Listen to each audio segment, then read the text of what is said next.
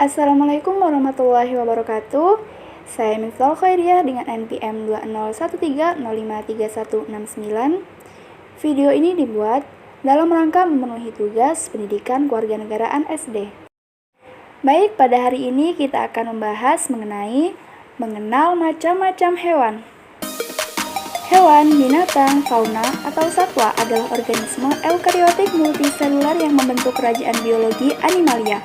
Dengan sedikit pengecualian, hewan mengkonsumsi bahan organik, menghirup oksigen, dapat bergerak, berproduksi secara seksual, dan tumbuh dari bola sel yang berongga, blastula, selama perkembangan embrio.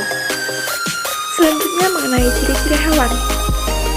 Yang pertama ada heterotrof, yakni hewan tidak memiliki klorofil sehingga hewan membutuhkan energi dengan memakan sumber energi. Yang kedua, tidak memiliki dinding sel, sehingga tubuh hewan tidak kaku seperti tumbuhan. Yang ketiga ada eukariotik, yaitu sel yang memiliki membran inti. Yang terakhir ataupun yang keempat, multiselular, di mana hewan merupakan makhluk hidup yang tersusun atas kumpulan sel. 3 kelompok hewan berdasarkan jenis makanan dan perkembangbiakannya. Hewan berdasarkan jenis makanannya terdapat 3 kelompok. Yang pertama ada karnivora, yaitu hewan pemakan hewan lainnya atau daging. Yang kedua ada herbivora, di mana hewan pemakan daun atau tumbuh-tumbuhan.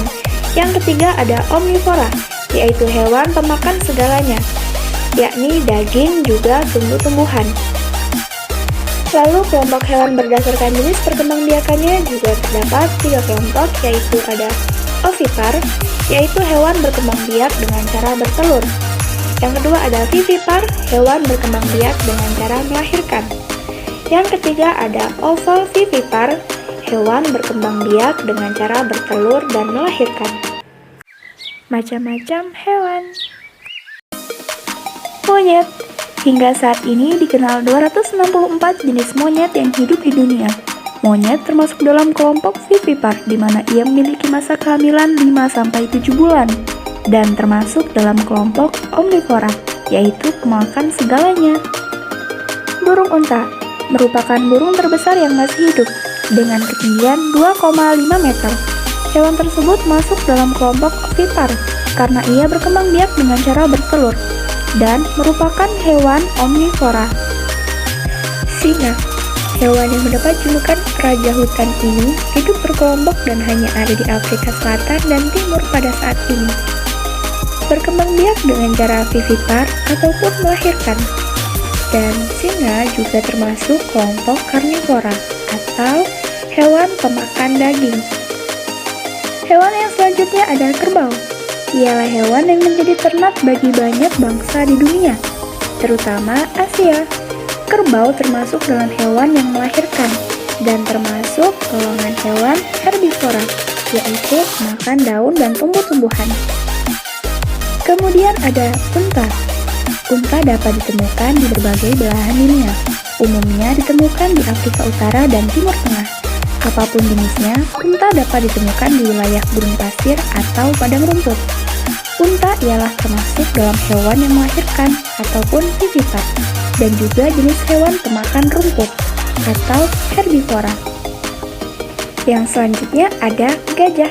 Pasti kalian semua udah gak asing sama hewan satu ini. Hewan ini kerap ditemukan di savana, padang rumput, dan hutan. Tapi mereka mampu menguasai berbagai jenis habitat lain, seperti gurun, rawa, bahkan dataran tinggi, bergantung pada ketersediaan makanan dan air.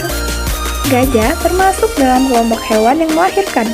Ia mengandung anaknya selama 18-22 bulan. Ia juga termasuk hewan pemakan daun ataupun tumbuh-tumbuhan, seperti rumput. Yang terakhir ada penguin. Ialah jenis burung yang bisa terbang. Ia berasal dari perairan pesisir Australia dan Selandia Baru.